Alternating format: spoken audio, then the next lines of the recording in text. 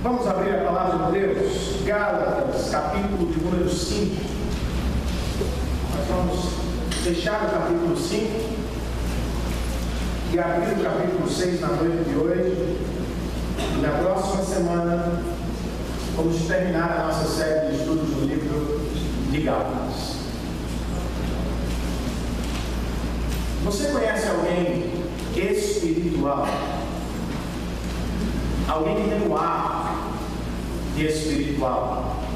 Alguém que se parece espiritual? Como você definiria alguém espiritual?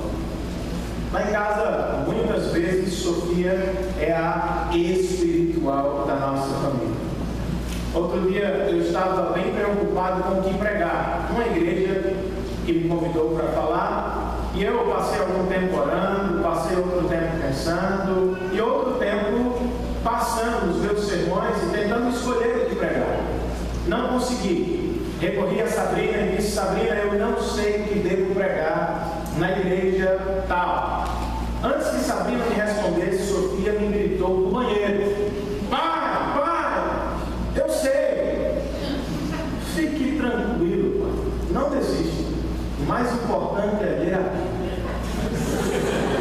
Amém, Sofia, é isso mesmo. Eu devo pregar a Bíblia. No outro episódio, estávamos atrasados para o culto. Bem, atrasados não. Mas eu costumo chegar um pouco mais cedo à igreja. E acho que todos nós deveríamos fazer o mesmo. 5h20, depois de ajudar a Sabrina com as meninas, eu me visto e corro para a porta. E começo a chamar: vamos, meninos, vamos, meninos, vamos, meninos. E certo dia eu já estava um pouco nervoso. Dei um grito: vamos, gente, está na hora. Sofia saiu do quarto dela e com um ar de autoridade: irmãozinho, olha, irmãozinho, eu disse: o que foi? Olha o fruto do Espírito, viu? Paciência, irmãozinho, paciência. Eu fiquei olhando assim, é duro, às vezes dá nisso ensinar a Bíblia em casa. Quando você pensa em alguém espiritual, o que vem à sua mente? Quem vem à sua mente? Alguns irmãos entendem a espiritualidade do Evangelho como Simeão, um personagem da história da igreja que no início do 5º século depois de Cristo abandonou a cidade ou a vida da cidade e foi buscar solitude no deserto da Síria. Ali ele construiu uma pequena torre na qual viveu por 6 anos seguidos. E quando as pessoas se aproximavam dele para perguntar sobre seu estilo de vida, ele dizia: eu quero ter comunhão com Deus. E o deserto é o melhor lugar para isso. Alguns entendem a espiritualidade assim. Gostam de viver na solidão. Gostam do monte da oração. Gostam do seu quarto. Gostam de fazer tempos prolongados de busca por Deus. Outros irmãos entendem a espiritualidade do Evangelho por possuir ou conquistar dons espetaculares. A espiritualidade do Evangelho é vivida em cultos congregacionais, mas muitas vezes ela parece ser muito individual. Parece que é um encontro com o ser sobrenatural, que me potencializa para algumas coisas e somente a mim. Outros simplesmente não acham que é importante buscar a espiritualidade do Evangelho. Mas a pergunta é: o que é a espiritualidade do Evangelho? Quem está certo nisso? Aquele que passa a semana inteira dentro do quarto orando, buscando? Ou aquele que vem ao culto, ou vai ao culto na busca por uma experiência mística com o ser de Deus? O que é espiritualidade segundo as Escrituras? Para a surpresa de muitos, esse texto aqui vai definir a espiritualidade como uma experiência com Deus que visa o bem do próximo. Como disse o pastor e escritor presbiteriano Philip Wright, a espiritualidade da Bíblia só é espiritualidade quando ela é compartilhada. Ela é menos parecida com uma árvore plantada num jardim secreto, e ela é mais parecida com uma árvore plantada num parque público,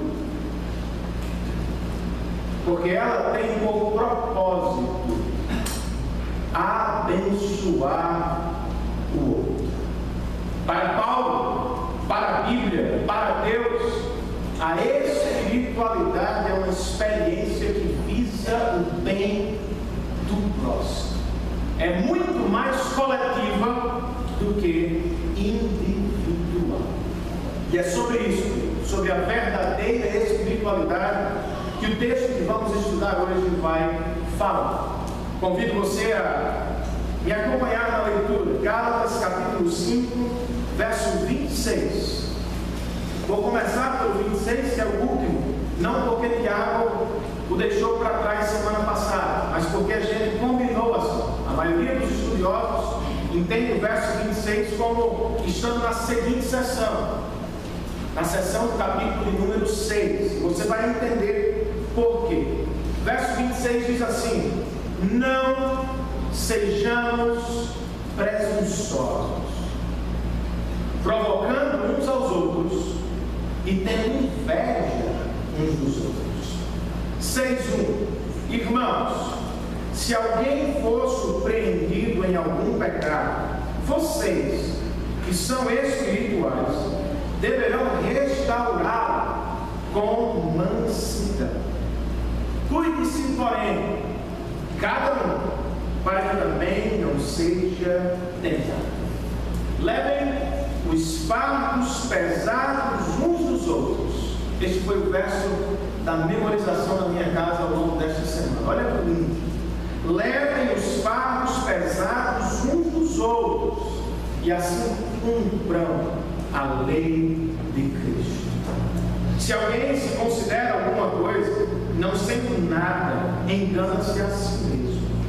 Cada um examine os próprios atos, e então poderá orgulhar-se de si mesmo, sem se comparar com ninguém. Pois cada um deverá levar a carga ou a própria carga. O que está sendo instruído na palavra, partilhe todas as coisas boas com aquele que o instrui. Não se deixe enganar, de Deus não se zomba. Pois o que o homem semear, isso também colherá. Quem semeia para a sua carne, da carne colherá destruição. Mas quem semeia para o Espírito, do Espírito colherá a vida eterna. E não nos cansemos de fazer o bem, pois no tempo próprio colheremos, se não desanimarmos. Portanto, enquanto temos oportunidade, façamos o bem a todos, especialmente aos da família da fé.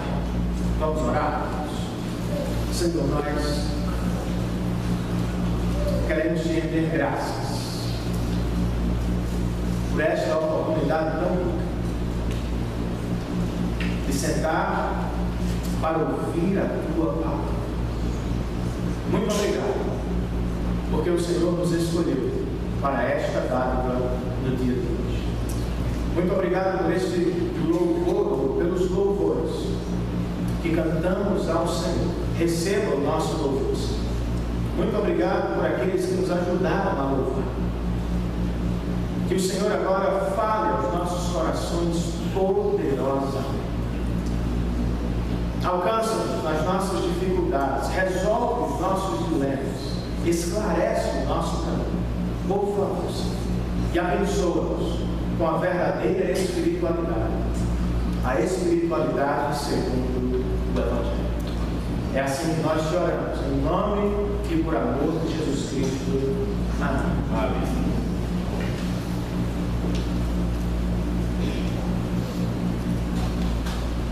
Quando entramos no capítulo 5 de Gálatas, nós estamos pisando a última parte, ou a última sessão da carta aos Gálatas, a sessão que trata da prática cristã, ou da vida daquele que foi alcançado pelo Evangelho. Como é que alguém alcançado pelo Evangelho vive?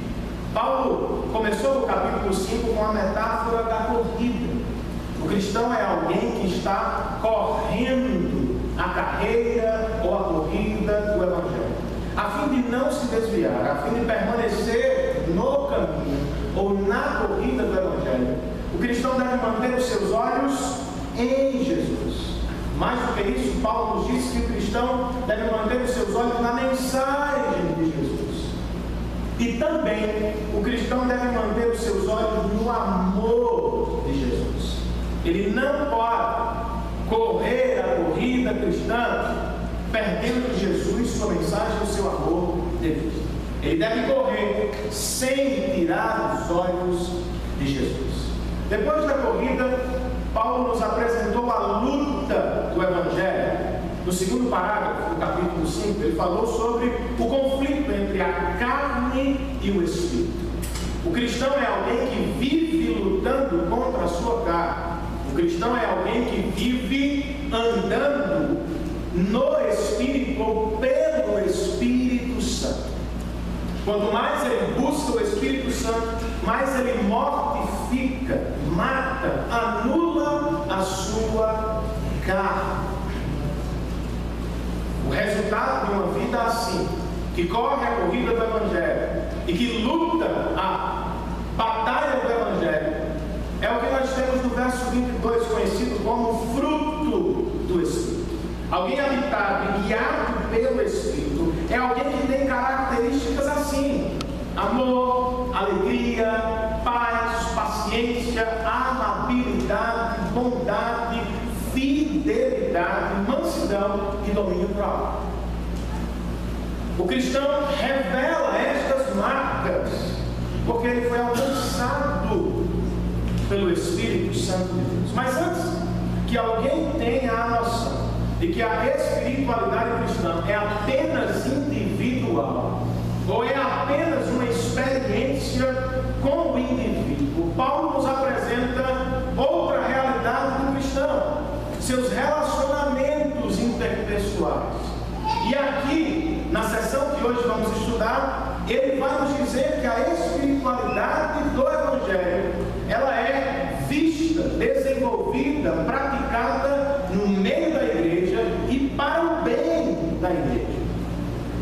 Não é apenas algo para o meu bem, para a minha vida, mas é algo que vem de Deus, passa por mim e alcança os meus irmãos.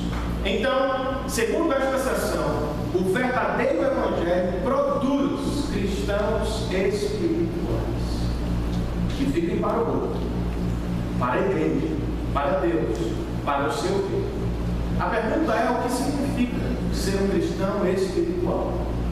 Como definir, à luz deste texto, a espiritualidade do Evangelho? Paulo nos apresenta pelo menos 4 respostas, ou 4 definições do que significa ser um cristão espiritual. E você pode acompanhar as respostas ou definições de Paulo na segunda página do seu boletim. Há algum espaço também para breves anotações.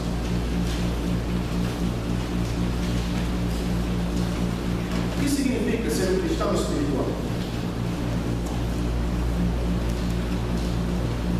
Primeira resposta de Paulo: o cristão espiritual não trata seu irmão com prejuízo. O cristão espiritual não é presunçoso. Antes de nos dizer o que devemos fazer, como devemos tratar os nossos irmãos, ele nos diz como não devemos tratar os nossos irmãos. Nós não devemos ser presunçosos. O verso 26 do capítulo 5, Paulo diz assim: não sejamos presunçosos, provocando uns aos outros e tendo inveja uns dos outros. Primeiro, o que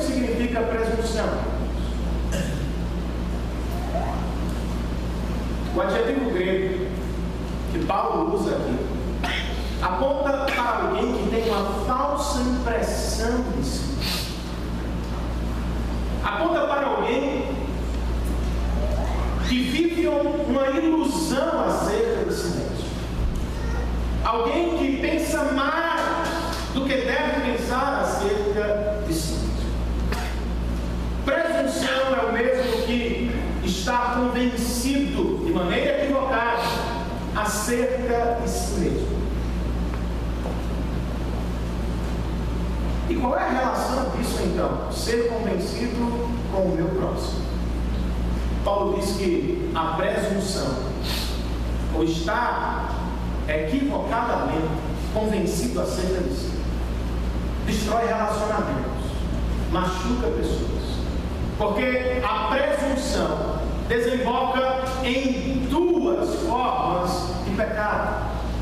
O que chamaríamos de sentimento de superioridade em relação aos nossos irmãos e sentimento de inferioridade. A presunção, o estar convencido, vai desembocar em provocando uns aos outros. Alguém se sente superior, mas que é convencido acerca de si e quer a aprovação dos demais, vai chamar o inferior para a competição e vai provar que é superior diante dos outros. E isso pode resultar em humilhação do inferior, feridas, brigas, desentendimentos. Já o inferior, que tem uma perspectiva errada de si mesmo, uma autoimagem distorcida, ele vai invejar o seu irmão, ele vai se sentir um perdedor, não vai se envolver com o seu irmão e vai invejar o que ele tem, o que ele conquistou, o que ele é. Sentimentos de superioridade e inferioridade são ambos frutos de presunção, uma autoimagem equivocada. Segundo o texto de Gálatas, o cristão não é alguém presunçoso. Ele não trata o seu irmão como se ele mesmo fosse superior.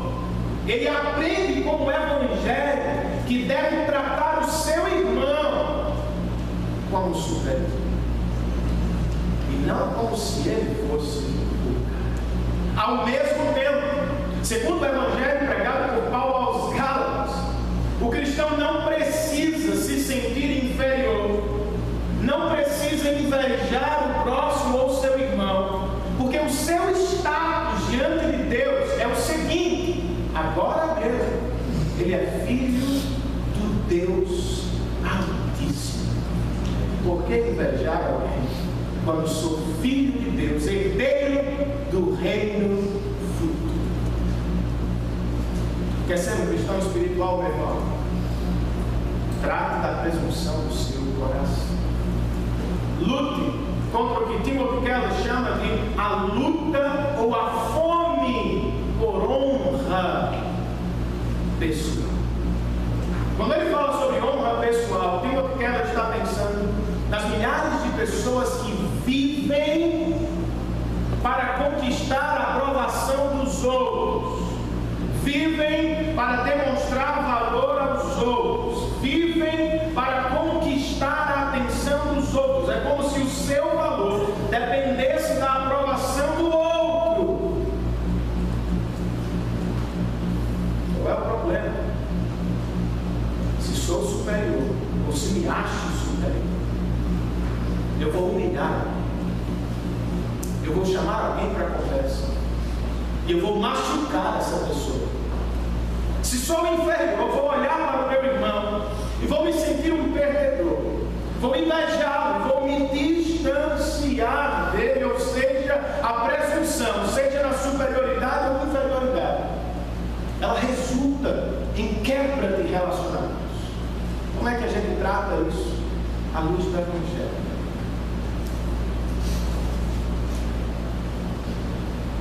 Se a presunção se revela no seu coração como sentimento de superioridade, trate-a humilhando-se diante do seu irmão e vendo como mais importante do que você. Posso ouvir um amém, gente? Amém. Se a presunção se revela no seu coração como sentimento de superioridade, e você sabe que isso é pecado, trate da presunção humilhando-se diante do seu irmão, tratando o seu irmão como se ele fosse mais importante do que você. Escrevendo aos Filipenses, mesmo o apóstolo diz: não tratem os outros por vaidade ou com ambição. Tratem uns aos outros como se cada um fosse superior. E aí ele nos dá um exemplo, nada mais, nada menos, de Cristo.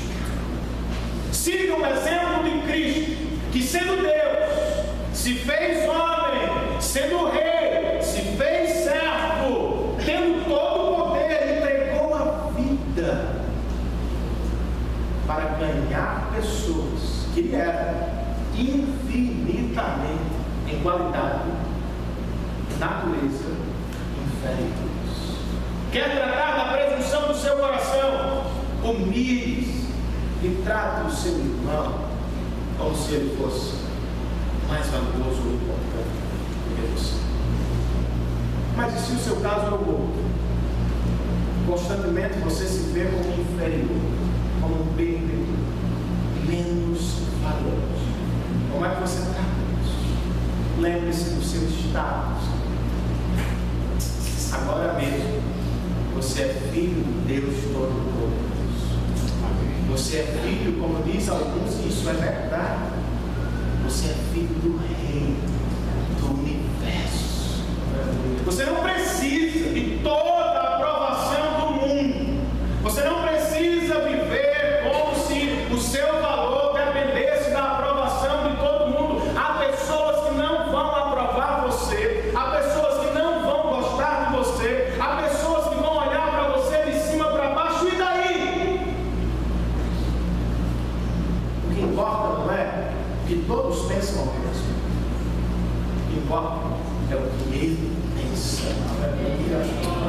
O que importa não é ter a aprovação do rei ou do presidente desta nação.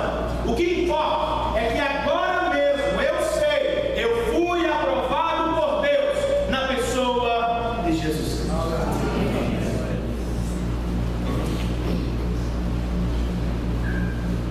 Primeira coisa sobre a espiritualidade cristã, segundo Paulo aos Gálatas, é que o cristão espiritual não trata seu irmão com presunção. Segunda definição de Paulo sobre a espiritualidade cristã, agora já no capítulo 6, o cristão espiritual é alguém que cuida do seu irmão em necessidade.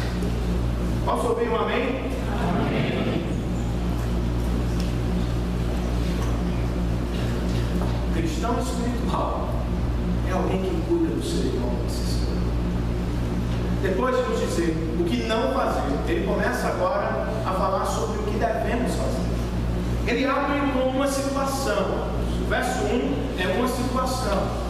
A situação de alguém que foi pego em pecado. Irmãos, se alguém for surpreendido em algum pecado, vocês que são espirituais, que dizem habitar ou ser a habitação do Espírito, que vivem pelo Espírito, vocês que são cheios do Espírito, como é que vocês devem reagir? Deverão restaurá-lo com mansidão.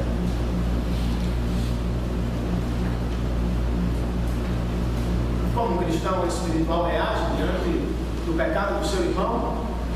Ele não atravessa para o outro lado da rua. Ele não se sente envergonhado ou superior. Segundo o Evangelho, o cristão espiritual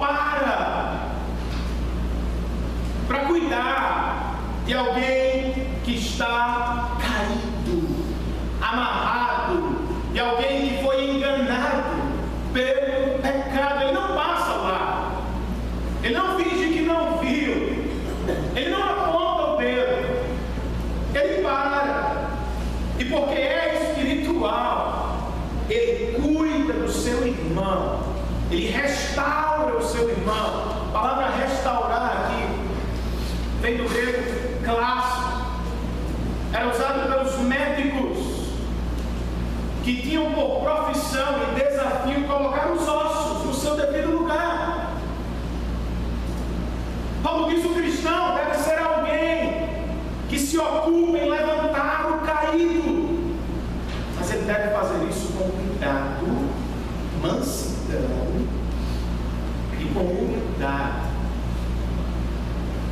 Ele deve fazer isso com amor, com gentileza, com abraço, com choro, e não com acusação, condenação, ira. E ao mesmo tempo ele deve fazer isso com humildade. Paulo diz: tomem cuidado, para que vocês também não sejam tentados. Ele não está falando aqui de cair no mesmo pecado do irmão que caiu. Não é tipo, não se envolva com fulano, porque ele está cometendo pecado tal, talvez você cometa o mesmo. Não é isso que ele está falando. Sabe o que ele está falando aqui? De presunção. Não deixe de se envolver com quem caiu, porque você se acha superior. Cuide dele com humildade, lembrando no seu coração que você também é um pecador, que se não fosse a graça de Deus, você estaria no mesmo lugar, ou talvez em lugar pior. De uma situação particular, ele parte para algo mais geral. Verso 2: levem os fardos pesados uns dos outros, e assim cumpram a lei de Cristo. Perceba, Paulo está assumindo, afirmando que a vida cristã não será só cheia de facilidades, ela também será recheada de fardos pesados. E ele está afirmando também que alguns fardos serão tão pesados que o cristão precisará de ajuda. Ele não vai conseguir levar o fardo sozinho. Levem os fardos pesados uns dos outros, e assim cumpram a lei de Cristo. Sabe o que Paulo está dizendo? Ajude o seu irmão a carregar os seus fardos pesados, porque Jesus ajudou você na vida. Se aproxime de alguém, pegue a sua situação pesada e coloque sobre os ombros, porque Jesus, quando resolveu salvar você, tomou os seus pecados, as suas mazelas, colocou sobre os ombros e subiu à cruz. Siga o exemplo do seu Salvador. Cumpra a lei de Cristo. A lei de Cristo é a lei de dar a vida em resgate dos outros. A lei de Cristo é a lei que Paulo colocou no capítulo 5. Resumindo a lei, ele disse: ame o seu próximo como a si mesmo. Coloque-o na frente. Sacrifique-se pelo bem do outro. Depois disso, ele fala sobre alguns que não conseguem carregar os fardos dos outros. Outra vez por uma falsa imagem do Senhor, por uma autoimagem equivocada. Tem alguns que não querem se envolver com os fardos dos outros porque se consideram alguma coisa e enganam-se a si mesmos, porque diz Paulo: aos olhos de Deus as pessoas são como nada. Mas se acham alguma coisa e não se envolvem com alguém carregando fardos, porque se acha superior. Paulo disse: alguém pensa assim, pare de se comparar com o outro, se compare consigo mesmo diante de Deus. O seu padrão é Jesus Cristo. E aí, diante dele, diz Paulo: se preocupe com a sua carga, com a sua responsabilidade, pois haveremos emprestar a outros. E quando ele diz que cada um deve carregar a sua própria carga, ele não está falando do mesmo fardo. Fardo e carga aqui são duas palavras distintas. Fardo é algo que não podemos levar sozinhos, e carga é algo que podemos e devemos levar sozinhos. É como se Paulo estivesse dizendo: cumpra a sua missão, leve a sua carga, mas não esqueça o seu próximo.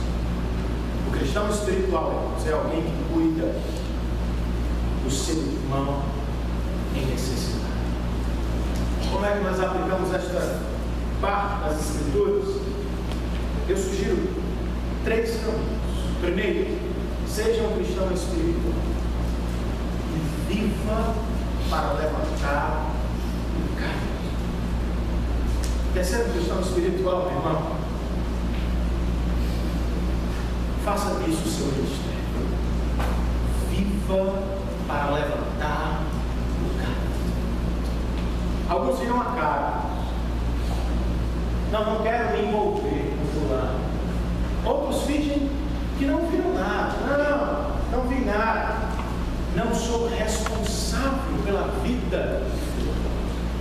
Outros vão um pouquinho além, fazem algo. O que? Falam mal, divulgam o fato, difamam a pessoa, apontam a pessoa. Fulano caiu em pecado, fulano escorregou, fulano vacilou, já não está entre nós, fulano. Será que é assim que o cristão espiritual deve viver, queridos? Agir diante de alguém que caiu, foi enganado pelo pecado? Não. Paulo diz: o cristão espiritual vai parar para cuidar do seu irmão. Ele vai parar o que está fazendo, ele vai se atrasar, ele vai se prejudicar em alguma coisa, mas ele vai estender a mão a quem está no chão, vai se curvar e vai levantar o caído. Por quê? Porque um dia ele esteve no buraco do pecado.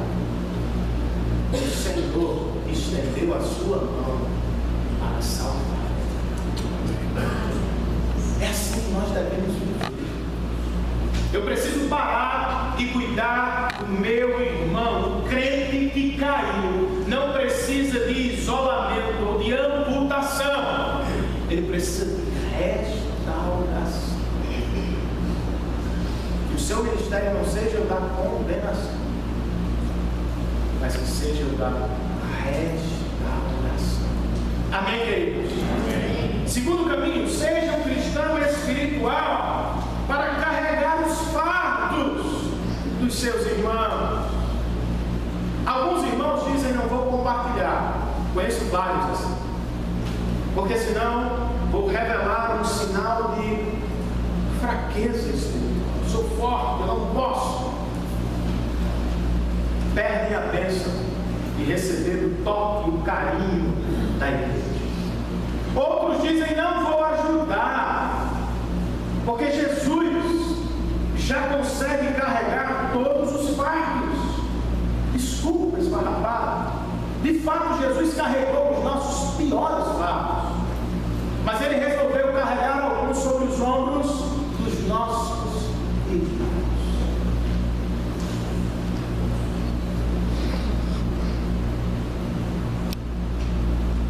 Um desafio para a semana: em vez de se preocupar só com os seus problemas, procure alguém. Certamente você vai encontrar centenas. Procure uma ou duas pessoas ao longo desta semana. Se aproxime como Cristo se aproximou de você. E carregue os fardos de quem está sofrendo. Paulo não disse: talvez vocês tenham fardos pesados. Ele está dizendo: vocês terão fardos pesados. Alguns vão viver em depressão crônica. Outros, por causa de um acontecimento, vão ser solapados ou quase destruídos por uma tristeza profunda. Alguns vão ser abandonados no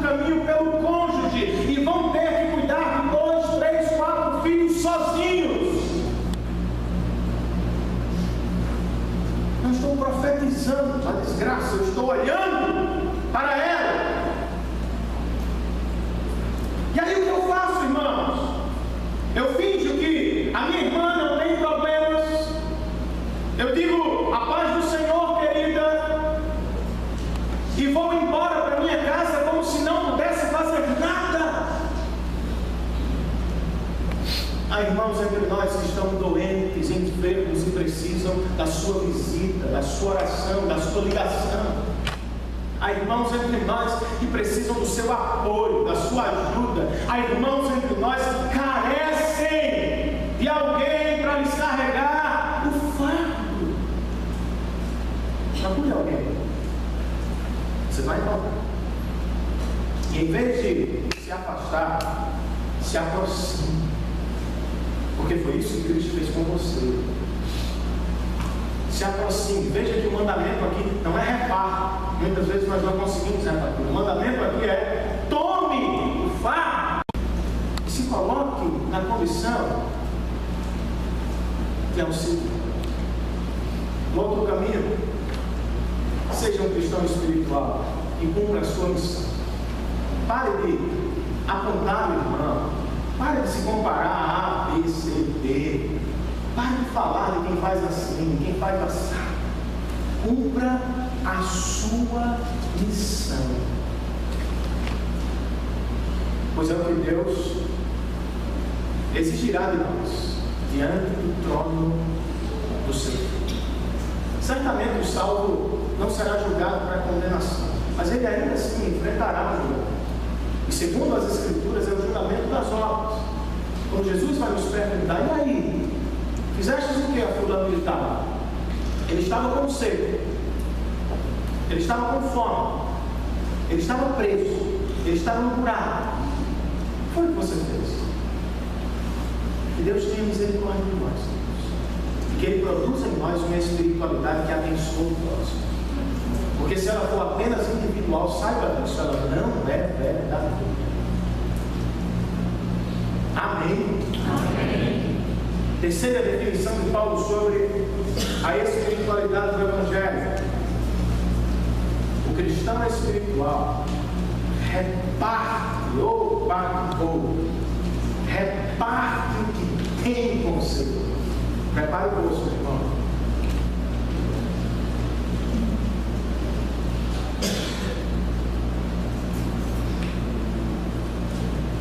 Depois de uma ordem mais geral, levem os fardos uns dos outros. Quando Paulo chega ao verso 6, ele traz um ensinamento particular, específico.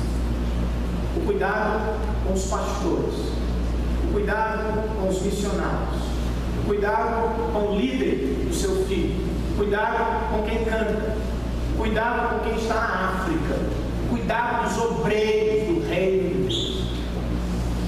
Olha o que diz Paulo no verso 6. O que está sendo instruído na palavra,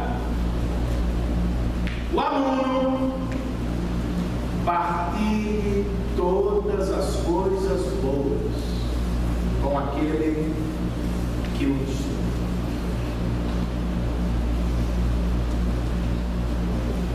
Observe inicialmente duas coisas, duas verdades. O cristão espiritual é alguém que se senta para ouvir outro cristão. Não existe cristão espiritual solitário. Não existe cristão genuíno que aprendeu tudo sozinho. Todo cristão genuíno tem que sentar para ouvir outro mais maduro.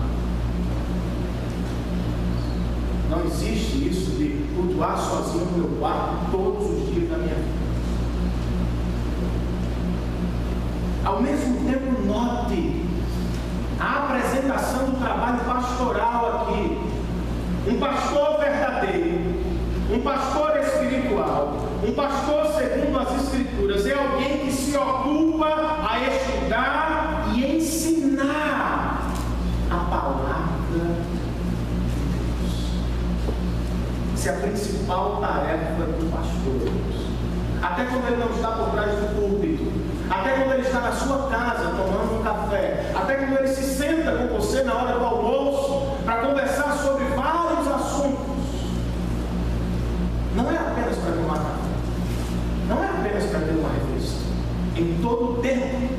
meu trabalho, seja por trás do púlpito, seja na sala de aula, seja no seminário, seja na sua casa, o meu trabalho deve ser esse. Pastor, como é que eu conduzo isso aqui na minha vida? Se eu não souber, como é que eu vou orientar? E como é que eu vou saber? Se não tenho tempo para isso. É o que Paulo está dizendo. Aqui é o que nós chamamos de ministério de tempo integral, embora alguns digam que Paulo não suportava tal ideia. Ao contrário, Paulo viveu pontualmente fazendo tendas, porque a igreja era carente. Mas quando a igreja podia pagar para que ele se ausentasse das tarefas, para estudar e ministrar, era o que ele fazia para o bem da igreja. O que Paulo está dizendo aqui? Reparta das bênçãos materiais com quem reparte com você bênçãos espirituais. Cuide de quem cuida de você. Reparta com quem abençoa seu filho. Reparta com quem lhe ensina a palavra. Reparta com a igreja que lhe dá suporte. Reparta e invista toda boa dádiva com os seus irmãos. Mas será que o cristão é apenas alguém que reparte os seus bens materiais? Não. Segundo as Escrituras, e este texto em especial, o cristão é alguém que reparte dons e talentos. Em outras palavras, o cristão é alguém que tem ministério. Ele não é apenas alvo do ministério pastoral. Ele não é apenas alguém que recebe do ministério pastoral. Segundo esse texto, o cristão espiritual é alguém que dá, entrega bênçãos aos seus irmãos, aos seus amigos, aos cristãos e não cristãos, membros e não membros da igreja local. Veja o que Paulo diz no verso 9: e não nos cansemos de fazer o bem, pois no tempo próprio colheremos, se não desanimamos. Portanto, enquanto temos oportunidade, façamos o bem a todos, especialmente aos da família da fé.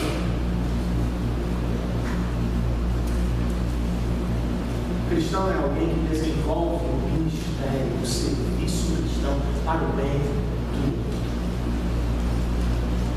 Mas a que público ele se dirige? Somente a um? Não. Aos de dentro e aos de fora, aos cristãos e aos não cristãos, dentro do espaço físico da igreja, pois não é a igreja, e fora do espaço físico da igreja, para abençoar os que estão fora dela espiritualmente. O cristão é alguém que dá bênçãos ao seu próximo.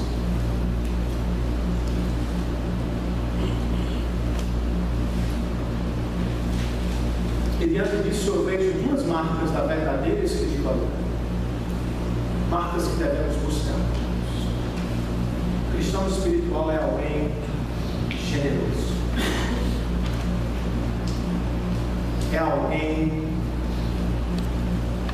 que não é apegado, é alguém que não adora o mundo.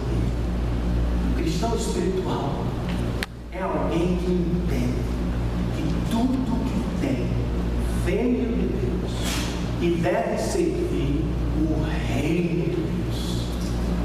Quer ser um cristão espiritual? Lute para repartir cada vez mais com sua igreja, com sua liderança, com seus irmãos.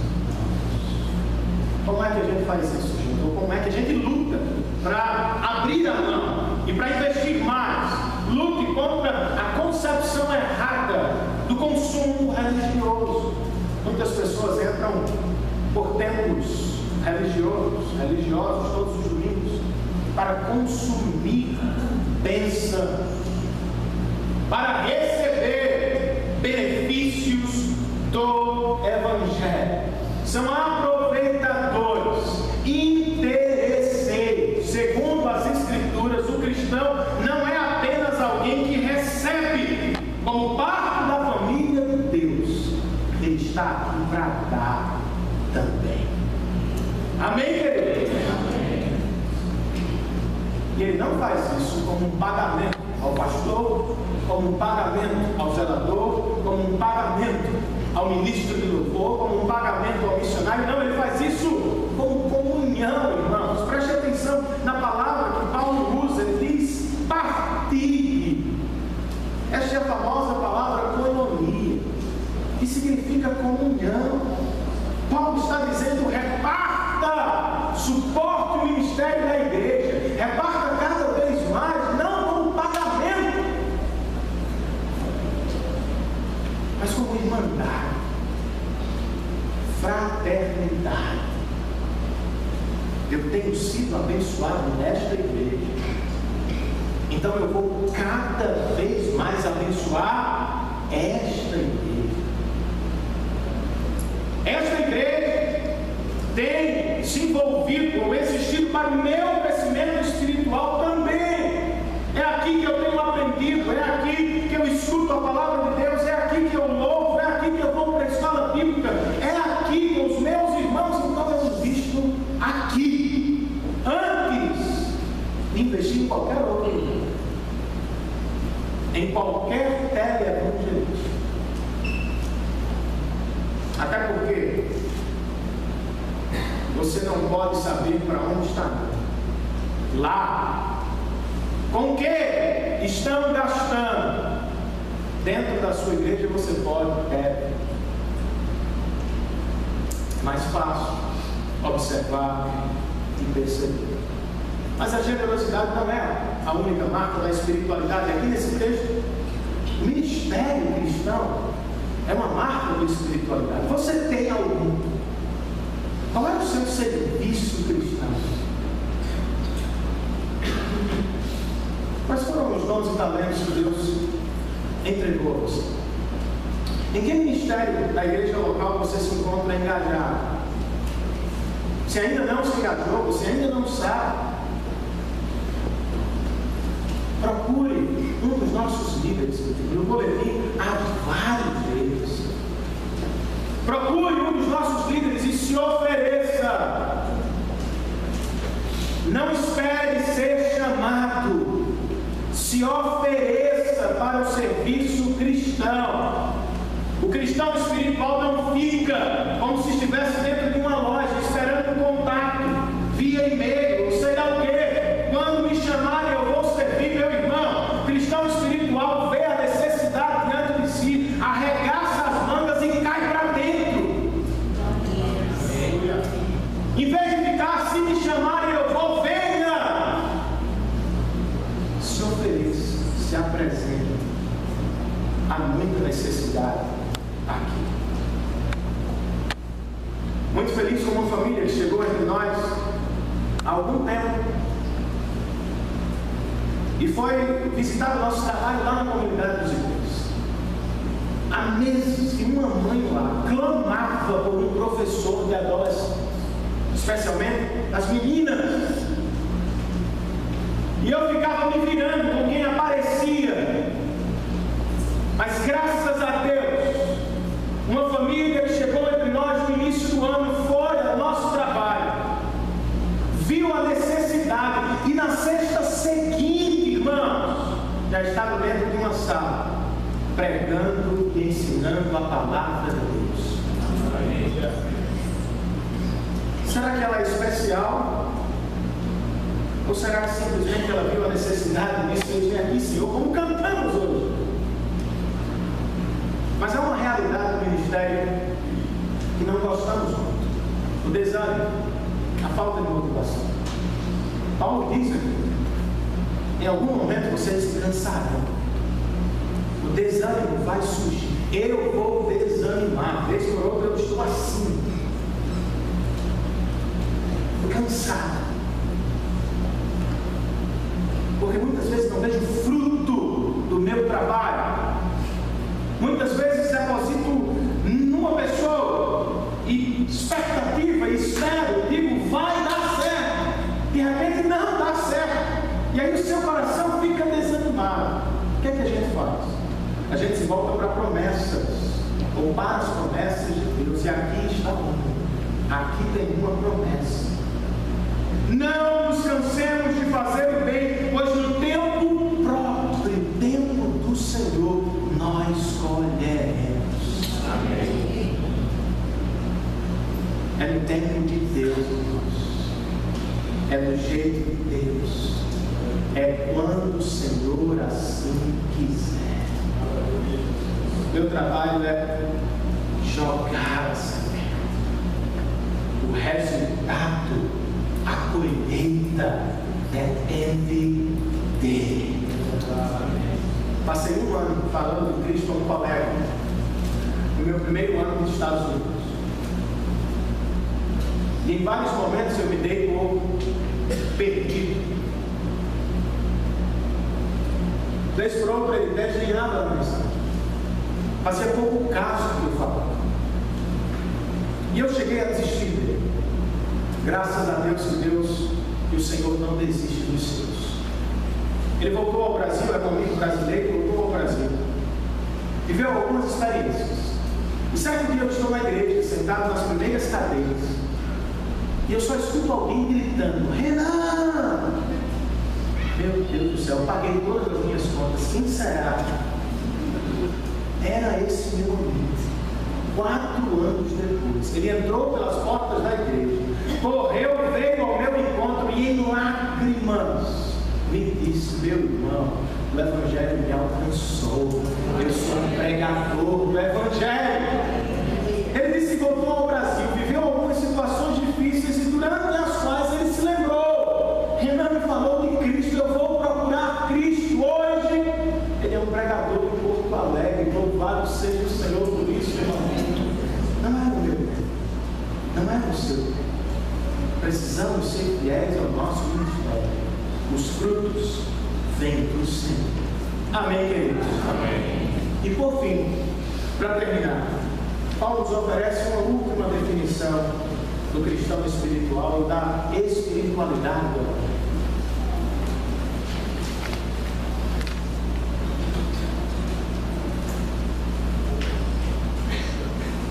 O cristão espiritual é alguém que se esforça para ver toda a sua vida diante de Deus.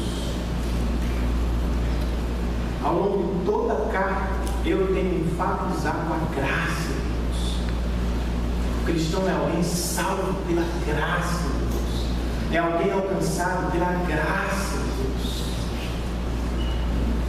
Mas eu digo também que o cristão alcançado pela graça vive para a graça de Deus, glória de Deus, honra de Deus. Não é um trabalho que não me permite participação. Paulo já nos disse, no início do capítulo 5, que o cristão precisa se esforçar na corrida do Evangelho. No segundo parágrafo, ele disse que o cristão precisa se esforçar para lutar a batalha do Evangelho. Agora, ele termina esta sessão se voltando do coletivo para o individual, onde apresenta outra metáfora, a do campo. E outra vez ele diz que o cristão é alguém que se esforça para ter uma vida santa diante de Deus. Ele começa no verso 7 dizendo: não se deixe enganar, de Deus não se zomba. Não pense que você pode viver longe do Evangelho, viver sua vida como quer e depois aparecer para colher as bênçãos do Evangelho. Ele apresenta uma lei que Deus instituiu e disse a Noé: depois do dilúvio sempre vai ser assim. Haverá plantação e haverá colheita. E para o cristão só tem 2 possibilidades. Verso 8, quem semeia para a sua carne, da carne colherá destruição. O que é semear para a carne? Carne, Paulo tem carne por natureza caída, que habita o cristão salvo pela graça. A parte do homem que deseja se afastar de Deus e viver a sua própria vida. Paulo diz: se o cristão plantar no campo da sua carne, brincar com o pecado, beijar o pecado, olhar demais para ele, o que ele vai colher é destruição. Timothy Keller chama esta destruição de falência espiritual, que quebra os relacionamentos. O pecado destrói os nossos relacionamentos. Qual é a outra opção? Paulo diz: a outra opção para o cristão é: mas quem semeia para o Espírito, ou no campo do Espírito colherá a vida eterna. O cristão que planta no campo de Deus, o que é isso? O cristão que vive buscando a Deus, o cristão que vive se importando com Deus, o cristão que vive pensando em Deus, o cristão que se ocupa com as coisas de Deus, o cristão que fez de Deus sua prioridade número 1, o cristão que tem Deus por seu Deus, esse cristão colherá a vida eterna. E Paulo não está pensando apenas na vida futura aqui, viu, irmãos? Paulo está pensando no céu, na terra. Paulo está pensando no que o professor Leonardo chamou na última quarta de as prévias do céu.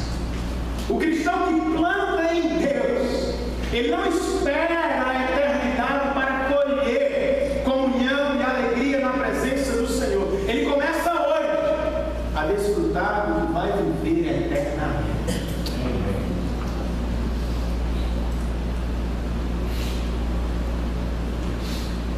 Você quer deixar de ser um cristão medíocre, nominal, tradicionalista, só porque não tem nada mais para fazer? Você quer deixar sua vida cristã chata, morosa, sem cor, sabor? Você quer voltar ao primeiro amor, como costumamos dizer? Você quer viver um reavivamento espiritual? Aqui há duas medidas para isso. Primeira, não plante no campo o seu pecado. John Stott, comentando o texto, diz, ironicamente, os cristãos passam a semana inteira plantando no campo do pecado e depois ficam se perguntando: por que eu não desfruto da santidade? Passam a semana inteira tocando no pecado, beijando o pecado, alisando o pecado, acariciando o pecado, e depois ficam se perguntando: cadê o meu fervor? Cadê a minha comunhão? Meu irmão, quer viver um avivamento espiritual? Faça o que Jesus disse no Sermão da Montanha: corre, o que ele faz pecar. Jesus estava falando de mutilação espiritual. Viva como se você não tivesse mente para fantasias pecaminosas. Viva como se você não tivesse mente quando os pensamentos surgirem. Você precisa dizer ao seu coração: eu não tenho mente para isso. Viva como se não tivesse olhos para ver o que te leva ao pecado. Eu não posso ver porque não tenho olhos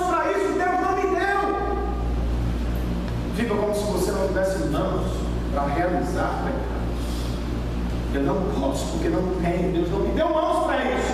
Viva como se você não tivesse pernas para frequentar lugares que te sugerem o pecado. Quando te convidarem, você precisa dizer: eu não tenho pernas. Como assim? Eu não tenho pernas para pecar contra o meu Deus. Declare guerra contra o seu pecado, a fim de não colher destruição. O pecado sempre resulta em destruição, em corrupção, em quebra de relacionamento. O cristão não pode se apartar de Deus eternamente, jamais. Mas no momento do seu pecado, mesmo sabendo que Deus não o rejeita, o pecado lhe enfeitiça de tal modo que ele se sente rejeitado. Eu não posso me apresentar, estou em pecado. Ele se afasta de Deus. Plantar no campo do pecado é destruir o seu casamento, é destruir sua família, é destruir seus relacionamentos, é ferir pessoas. Pelo bem da tua saúde espiritual, pelo bem da vida dos teus irmãos, declare guerra contra o seu pecado. Ao mesmo tempo, tome uma segunda vida. Resolva plantar somente, continuamente, no campo de Deus. Como é que a gente faz isso na prática? Criando hábitos santos, como por exemplo, não passar um dia da vida sem ler o livro de Deus, como por exemplo, separando o tempo do meu dia para fazer um culto com a minha família, como por exemplo, não perdendo o culto público, congregacional, se esforçando para estar aqui, mesmo quando há cansaço, mesmo quando há dificuldades, lutando contra a preguiça. Dormir não é melhor do que estar com Deus. Acorde mais cedo, durma mais tarde, mas plante no campo do Senhor. Que você vai colher vida eterna.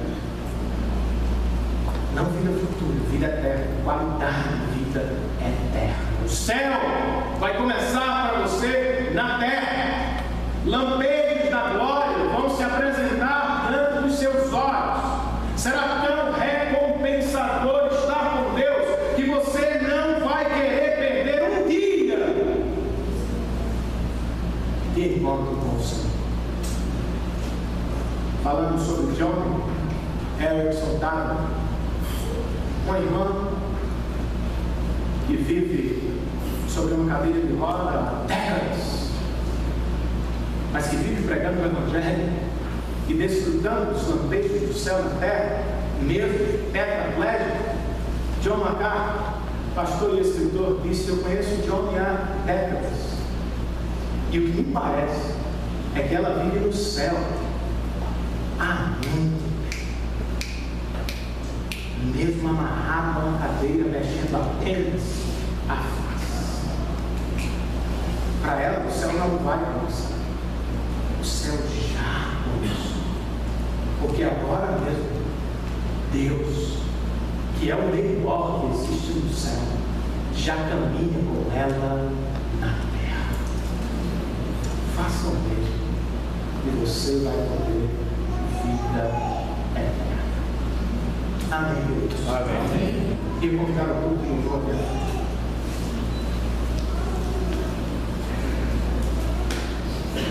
Como você define a espiritualidade do Evangelho? Talvez para a surpresa de alguns, segundo o texto de hoje, a espiritualidade do Evangelho, ela não é algo que me abençoa, ela é algo que abençoa através de mim a outras pessoas. Como disse Philip Ryder, e eu citei no início, ela é mais parecida com uma árvore plantada num parque público. Ela não é parecida com uma árvore plantada num jardim secreto. Com o que você se parece mais? Você é alguém que vive apenas para si mesmo, como se fosse uma árvore num jardim secreto, como se fosse alvo de todas as bênçãos de Deus, só para você, tudo para você? Ou você é alguém semelhante à árvore plantada no parque, que abençoa a outras pessoas? Lembram de Simeão, irmão nosso do quinto século? Ele ficou na torre por 6 anos, achou pouco, construiu uma maior e viveu 30 anos numa torre. Acredito que deve ter vivido alguma bênção, mas perdeu outras ruínas. Se você tivesse descido daquela torre, voltado para a cidade suja, ele teria vivido a espiritualidade segundo levantado o caído, ajudado a quem estava com fardos pesados sobre os ombros e aprendido mais como seus irmãos.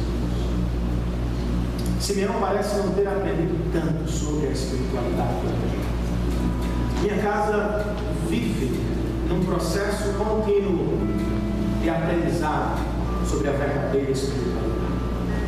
Alguns meses atrás, eu e Sabrina, com alguns irmãos da igreja, viajamos para visitar irmãos nossos em São Paulo.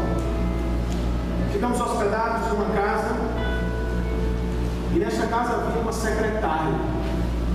E ao longo dos poucos dias que eu estive ali, alguém me disse: pastor, ela quer conversar com você. Eu separei um tempo e fui conversar com ela. Ela me contou sobre seus problemas, ela me falou sobre suas dificuldades, e eu lhe contei sobre o seu real problema. E lhe apontei a grande resposta de Deus. Seus olhos se encheram de lágrimas. E ela disse: eu quero Jesus. Eu quero o Salvador, eu quero a sua bênção sobre a minha vida, eu quero a sua salvação. E eu lhe perguntei: você tem uma Bíblia? Ela disse: eu tenho, mas eu não entendo nada. Era uma revista de corrigido, que também não entendo nada. E eu fiquei com o coração partido. Disse: Senhor, esta mulher não entende as Escrituras. E eu gostaria de me presentear com uma Bíblia. Mas eu estava já no meu horário de seguir viagem, onde vou encontrar uma Bíblia? Não queria dar a minha, pois ela é velha. Eu queria lhe dar algo novo. Subi ao quarto e disse: Sabrina, fulano de tal precisa de uma Bíblia, o que é que nós vamos fazer? Sabrina tirou a Bíblia dela da mala, zerada. Acho que tinha uns 15, 20 dias. E para nós a Bíblia é muito importante. Isso está aqui na minha. Eu vou ficar mais feliz sabendo que isso vai abençoar do que se ficar na minha casa quando tem várias Bíblias.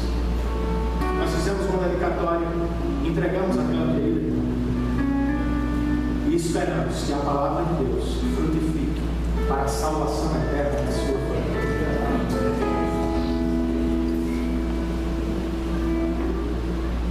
Nós estamos aprendendo. Toda vez que eu sento com as minhas filhas para lhes ministrar a palavra, elas estão tocando a espiritualidade. Toda vez que eu digo: vamos orar por alguém que sofre, elas estão tocando a espiritualidade. Todas as vezes, queridos, que eu tiro os meus recursos com a minha esposa para abençoar a igreja de Deus, para suportar missões, e faço o caminho, ou dou o exemplo para que elas façam o mesmo com sua pequena mesada, elas estão tendo a oportunidade de ver a espiritualidade. Elas estão aprendendo. Eu e minha casa estamos aprendendo. Será que você já está nesta escola?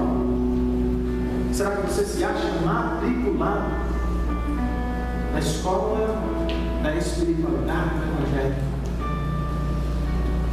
Que não sejamos como uma árvore escondida no jardim secreto, mas que sejamos uma árvore no parque público. Que a nossa vida exista para a bênção de muitas pessoas. Amém, queridos?